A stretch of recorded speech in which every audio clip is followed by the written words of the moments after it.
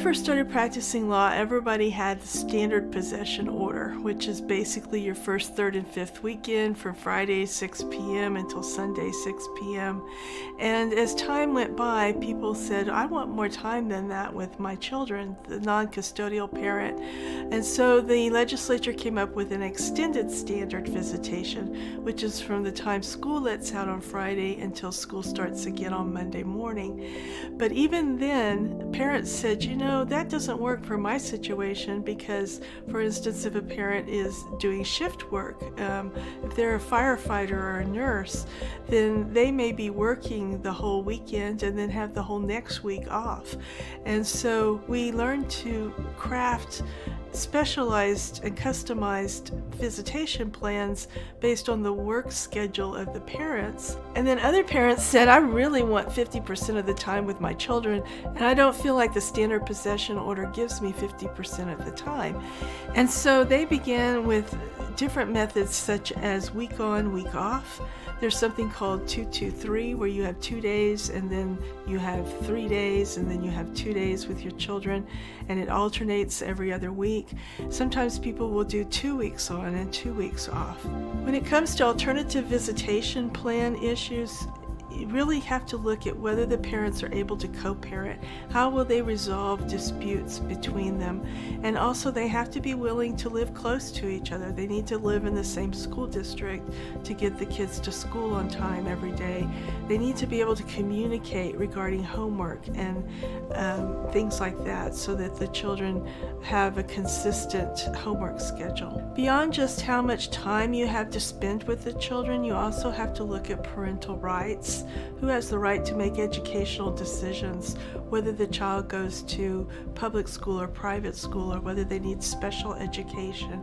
And you also need to look at the right to make medical decisions, and whether the child should have counseling or see a psychiatrist or have maybe certain kinds of surgery.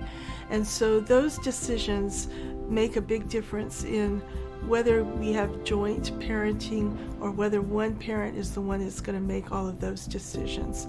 And as far as visitation plans, sometimes it affects child support and sometimes it doesn't. It may be that even though you share equal time with the children, you're still paying child support. Writing a customized visitation plan is actually very complicated because you need to be able to put down in writing exactly what the scenario would be in a way that the judge can interpret whether you have followed that order or not. And even though you may understand what you intend, putting that into words is sometimes difficult, and it needs to be in the order in such a specific way to make it enforceable. If your visitation plan isn't being followed, you need to think about whether or not to have an enforcement hearing. And that would be a separate lawsuit that you file to bring that parent into court.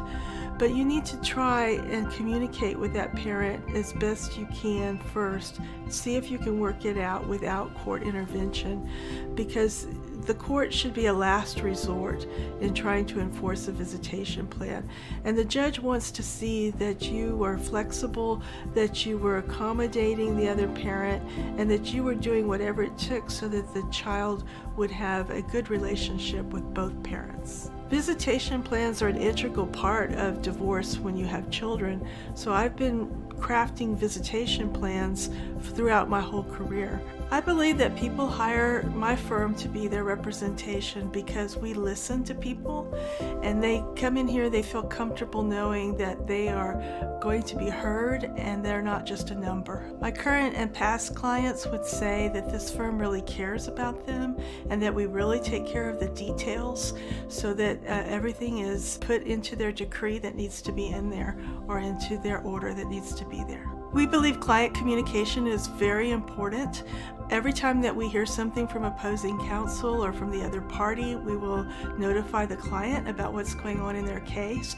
We return phone calls that day or the very next day, and we check our emails several times a day. We're a small firm, and the advantage of working with a small firm is that you get to know all of the staff of the firm, and all of the staff of the firm gets to know you. My law firm is different from other firms because we really make a point to make sure that everybody on staff knows what's going on with all of the cases. We sit down together and go over all of the cases together as a staff, and we pray for our clients and we pray with our clients.